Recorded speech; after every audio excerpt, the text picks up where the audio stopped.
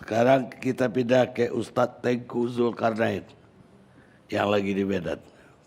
Assalamualaikum Ustadz. Warahmatullahi wabarakatuh. Bang Karni. Assalamualaikum. Waalaikumsalam warahmatullahi wabarakatuh.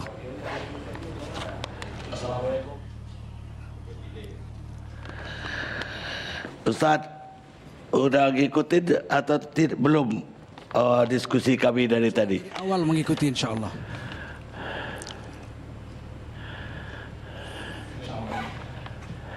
Apa tanggapan Ustadz terhadap topik yang kami bawakan malam ini? Ya, terima kasih Bang Karni. Assalamualaikum warahmatullahi wabarakatuh. Hamdan wa syukran lillah wa salatan wa salaman ala rasulillah wa ala alihi wa sahbihi wa mawalah. Bicara tentang ideologi, kami sangat yakin bahwa ideologi itu tidak mungkin mati.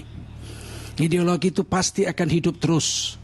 Apalagi di dalam Quran dan hadis memang diceritakan begitu. Misalnya perilaku sajalah, perilaku kaum Lut, homoseksual dan lesbian, udah dimatiin semua dengan bencana oleh Allah. Sampai sekarang masih ada, berlaku terus sampai hari kiamat. Begitu juga kaum Madian, penipu timbangan. Mereka didakwahi oleh Nabi Syuaib nggak mau, akhirnya dibunuh semua, mati. Tapi penipu timbangan sampai sekarang masih jalan.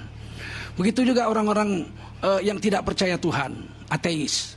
Sudah dimatiin habis, dihancurkan semua negerinya. Sampai sekarang ateis masih ada.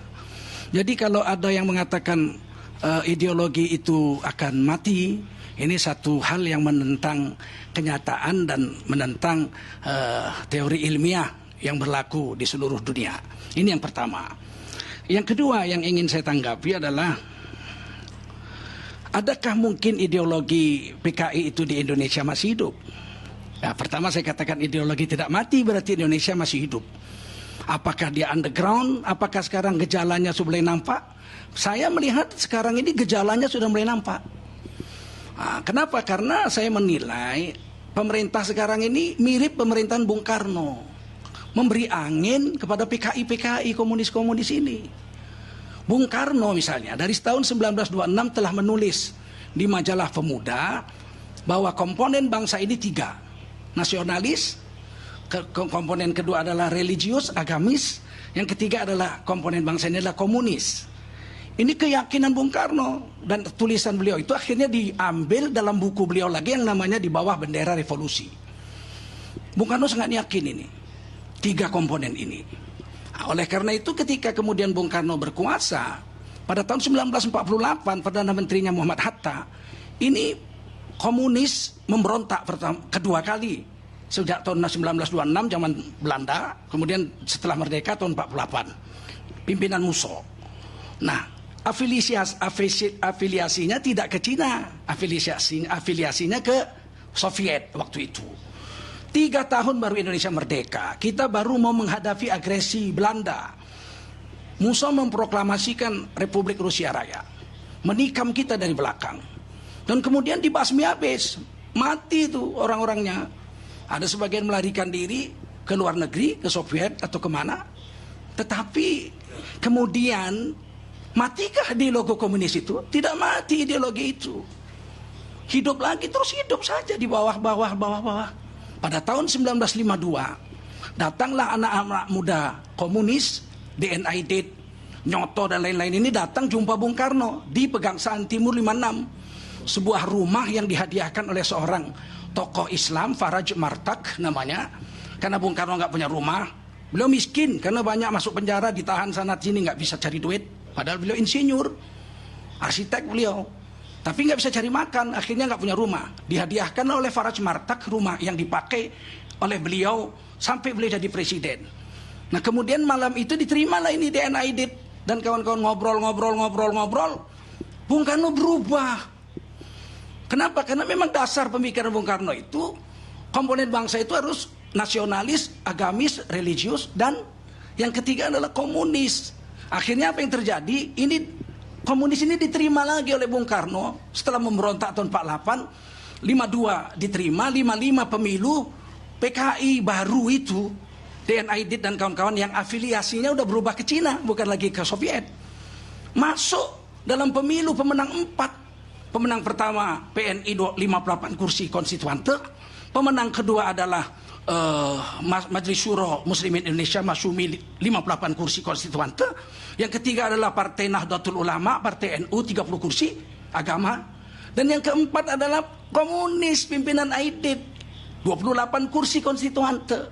Kemudian Bung Karno memasukkan mereka ke dalam kabinet. Ini pengkhianat bangsa tahun 48 ini. Dimasukkan oleh Bung Karno sebagai menteri dan menyebabkan Profesor Dr. Andes Muhammad Hatta almarhum menarik diri jadi wakil presiden. Nggak mau.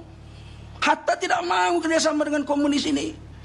Beliau lebih memilih menjadi seorang dosen di UGM. Jadilah Presiden Bung Karno ini presiden seumur sendiri tanpa wakil. Nah, setelah pemilu 55, 4 tahun konstituante tidak menghasilkan undang-undang yang baru untuk menggantikan UUD 45. Akhirnya Bung Karno mengeluarkan dekret presiden 5 Juli 1959 membubarkan konstituante. Akhirnya Bung Karno jadi presiden tanpa MPR, tanpa konstituante, tanpa wakil presiden. Tahun 1960 Bung Karno membuat lagi idenya yang ditulis tahun 26 itu. Di majalah Pemuda, nasionalis agama komunis. Dijadikan lagi itu. Diangkat lagi 3 komponen menurut Bung Karno ini. Komunis yang sudah memberontak tahun 48 itu. Nah, hasilnya apa? Masyumi menarik diri. Pemenang pemilu loh, 58 kursi. Tidak mau bergabung dengan komunis ateis ini. Menolak. Bung Karno jalan dengan nasakomnya itu 3. Nasionalisnya PNI pimpinan beliau sendiri. Agamanya adalah Partai NU. Dan komunisnya DNID punya PKI. Hasilnya kemudian tahun 1960 Bung Karno membubarkan Masyumi karena menolak nasakom ini. Nggak mau kerjasama dengan PKI ini, si pemberontak ini. Nah, apa yang terjadi? Kemudian Bung Karno memenjarakan seluruh rekan-rekan seperjuangannya. Ini kan fakta sejarah. Siapa yang dipenjarakan? Yang menolak PKI. Muhammad Rum, 4 tahun 4 bulan. Ini kan ahli negosiasi kita, perjanjian Renville, perjanjian Meja Bunda, di penjara 4 tahun 4 bulan tanpa pengadilan sama sekali. Muhammad Nasir, ini ketua Masyumi ini, Perdana Menteri Indonesia yang menyatukan mosi integral sehingga Republik Indonesia Serikat berubah menjadi NKRI kembali, di penjara juga tanpa pengadilan. Kemudian Sekjen Masyumi, Muhammad Saad, Syekh Muhammad Saad dimasukkan penjara juga oleh Bung Karno. Kenapa? Karena menolak Masyumi. Nggak usah kita mengelak sana sini. Di Medan, Syekh Arsyad Talib Lubis, itu ulama besar kami di sini. Salah satu pendiri Al-Wasliyah di penjara juga. Buya Hamka 2 tahun lebih sampai minum kencing. Menurut paman guru saya, adik sepupuan Buya Hamka, tinggal di rumah bapak saya 3 tahun, mengazankan saya waktu lahir. Beliau yang cerita Buya Hamka di penjara zaman Bung Karno itu sempat minum kencing. Apa salahnya Buya Hamka? Imperialis? Kapitalis? Bukan. Karena beliau menolak PKI, menolak komunis. Kemudian Tan Malaka keluar dari PKI. Padahal beliau pendiri. Membuat partai baru namanya Partai Musyawarah Rakyat Banyak. Bersama Adam Malik, bersama Khairul Soleh. Khairul Soleh ini orang yang menculik Bung Karno ke Rengas Dengklok agar membuat teks proklamasi dan memerdekakan Indonesia. Ini 3 orang ini mendirikan Partai Musyawarah Rakyat Banyak, Partai Murba. Kemudian disuntik oleh komunis ini, Bung Karno membekukan Murba. Untuk kemudian tahun 1964 Murba dibubarkan oleh Bung Karno. Gerak HMI juga diminta dibubarkan. Kenapa? Nggak ada salah apa-apa. Bukan mereka tidak Pancasilais, karena menolak PKI. Ini yang menjadi keanehan. Bung Karno itu kok dari 48 membasmi PKI itu beliau diam, setuju. Kok tiba-tiba balik lagi? Karena memang pemikiran Bung Karno, komunis tidak boleh hilang dari komponen bangsa ini. Nah, pada tahun 1965 komunis memberontak nih di NID. Membunuhi jenderal-jenderal, kiai-kiai dibunuhi. Kawannya satu koalisi.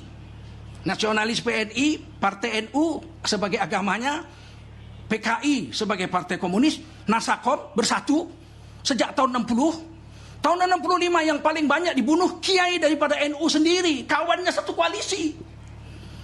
Jadi kalau Ibu Sukmawati tadi mengatakan komunis itu bangkit di Rusia melawan proletar, melawan bangsawan-bangsawan yang feodal, di sini mereka membunuh kiai-kiai kok. Di sini komunis bunuh kiai, membunuh tentara. Yang kemudian sangat mengecewakan adalah sekarang ini, pemerintah sekarang ini, tadi Pak Profesor Mahfud MD mengatakan bahwa pemerintah itu nggak campur-campur lah. Mau versi PKI benar atau versi pemerintah Orde Baru, bahwa Orde Baru benar, PKI salah, nggak mau campur-campur, dibiarin aja. Ini kan sikap sangat berbahaya dari rezim ini. Kenapa saya bilang berbahaya? Karena PKI yang memberontak tahun 1965 itu dihukum di pengadilan negara, pengadilan militer, inkrah. Subandrio, Sam Kamaruzzaman, ini gembong-gembong PKI ini inkrah di pengadilan. Pengadilan bukan pengadilan Soviet, bukan pengadilan Cina, bukan pengadilan Arab Saudi. Pengadilan Negara Kesatuan Republik Indonesia. Kalau mengatakan kemudian PKI itu ya biar aja, mau betul, mau salah, kan berarti menampar wajah sendiri. Ini Mahfud MD dan rezim-rezim yang sekarang ini menampar wajah sendiri. Kenapa? Karena keputusan pengadilannya dikangkanginya sendiri. Atau kalau bisa diadili baru. Kalau boleh, kan nggak boleh. Sudah inkrah kok. Di pengadilan. Gembong-gembong komunis ini memberontak. Beda dengan Bung Karno tahun 46, 48. Komunis itu dibunuh aja, nggak di pengadilan. Musso dibunuh. Yang lain-lain dibunuh. Amir Saripudin dibunuh. Nggak ada pengadilan. Kalau Pak Harto di pengadilan.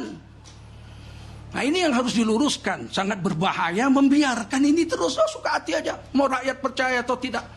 Seharusnya pemerintah sekarang ini, ketika ada di medsos tulisan-tulisan mengatakan, saya baru baca itu, PKI memberontak tahun 65 ada rekayasa Soeharto. Itu harusnya pemerintah ini menangkap orang itu. Anda menentang inkrahnya pasal perkara pidananya PKI di pengadilan militer. Menentang pengadilan Anda, tangkap dong, jangan dibiarin.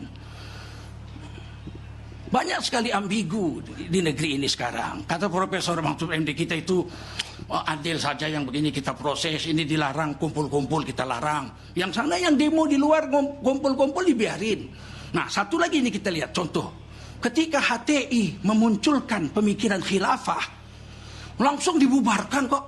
Keluar perpu. Nggak lewat pengadilan dulu, perpu dulu. Perpu HTI dilarang. Nah, sementara ada partai mau mengubah Pancasila menjadi Trisila, menjadi Ekasila, nggak ditangkap. Mestinya keluar perpu dulu dong. Ajukan ke pengadilan, di partainya dibubarkan sama dengan HTI ini. Mau menukar Pancasila. Tapi toh tidak terjadi. Hanya bilang pemerintah nggak setuju. Kenapa waktu HTI pemerintah nggak menjawab hal yang sama? Kami tidak setuju. Selesai. Kenapa harus keluar perpu bahkan ke pengadilan HTI dilarang? Ini yang meras-meras Pancasila ini. Jadi Trisila, jadi Ekasila. Kok nggak dikeluarin perpu, adili, pengadilan cabut izinnya? Tak peduli saya mau PDI, mau siapa, itu urusan pemerintah. Tapi siapa? Jadi terima kasih. Ya. Nah terakhir, komunis, ya. Uraiannya diperpendek. Oh baik, ini saya akan tutup. Uraian Ustadz diperpendek. Baik, saya perpendek. Waktunya udah habis. Komunisme, Bapak Ibu, di mana-mana biadab. Di Rusia membunuh jutaan orang, puluhan juta. Di Cina membunuh puluhan juta. Di Kamboja membunuh 3 juta orang. Di Albania juga begitu. Nggak mungkin di Indonesia tiba-tiba komunis itu culun. Hanya korban aja. Nggak ada niat apa-apa. Tidak mungkin komunis itu Pancasilais. Karena mereka tidak menerima agama. Dan Pancasila itu sila pertama adalah ketuhanan yang Maha Esa. Yang sekarang baru mau ditukar menjadi ketuhanan berkebudayaan. Kalau ketuhanan yang berkebudayaan, komunis pasti menerima Pancasila yang berketuhanan kebudayaan. Tapi kalau ketuhanan yang Maha Esa, komunis di seluruh dunia tidak akan pernah menerima hal ini. Demikian Bang Karni, terima kasih. Mudah-mudahan uraiannya ada manfaat. Dan semoga kita bangsa Indonesia berhati-hati. Ya, terima kasih. Wassalamualaikum warahmatullahi wabarakatuh.